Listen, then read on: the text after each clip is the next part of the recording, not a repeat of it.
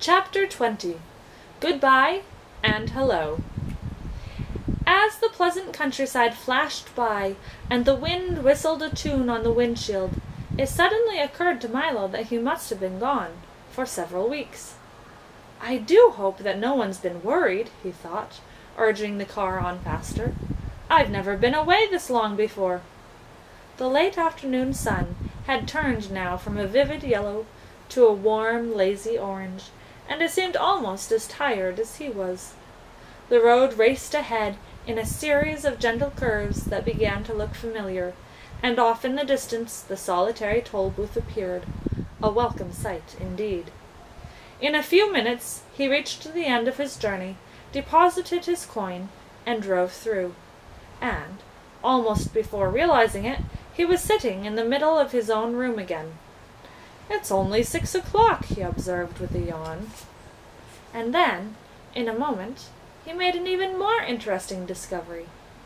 "And it's still today! I've been gone for only an hour!" he cried in amazement, for he'd certainly never realized how much he could do in so short a time. Milo was much too tired to talk, and almost too tired for dinner, so without a murmur he went off to bed as soon as he could.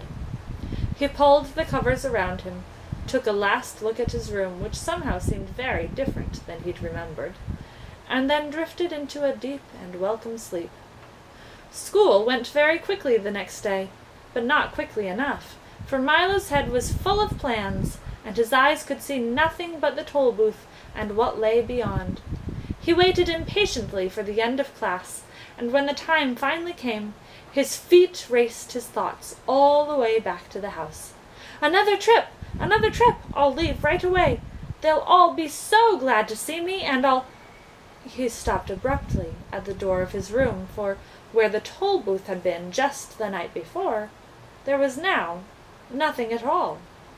He searched frantically throughout the apartment, but it had vanished just as mysteriously as it had come, and in its place was another bright blue envelope, which was addressed simply, "For Milo, who now knows the way."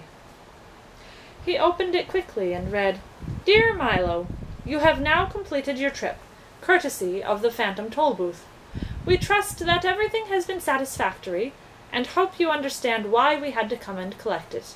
You see, there are so many other boys and girls waiting to use it too.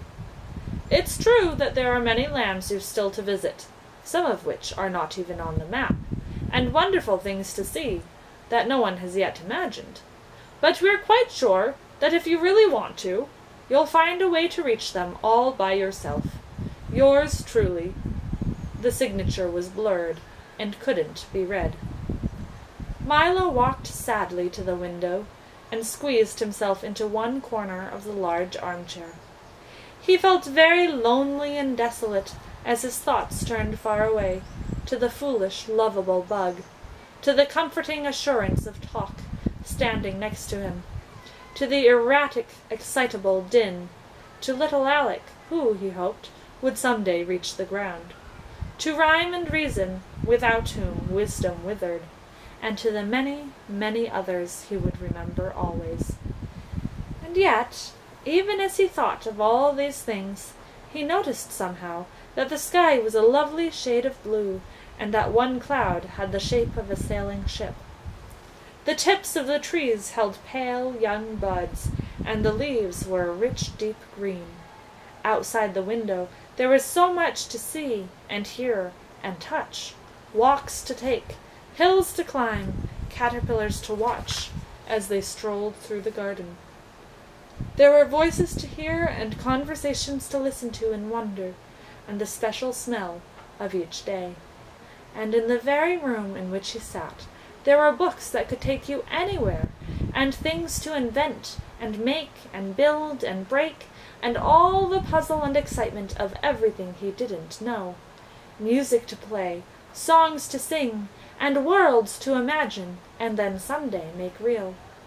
His thoughts started eagerly about, as everything looked new and worth trying. "Well, I would like to make another trip," he said, jumping to his feet, "but I really don't know when I'll have the time. There's just so much to do right here."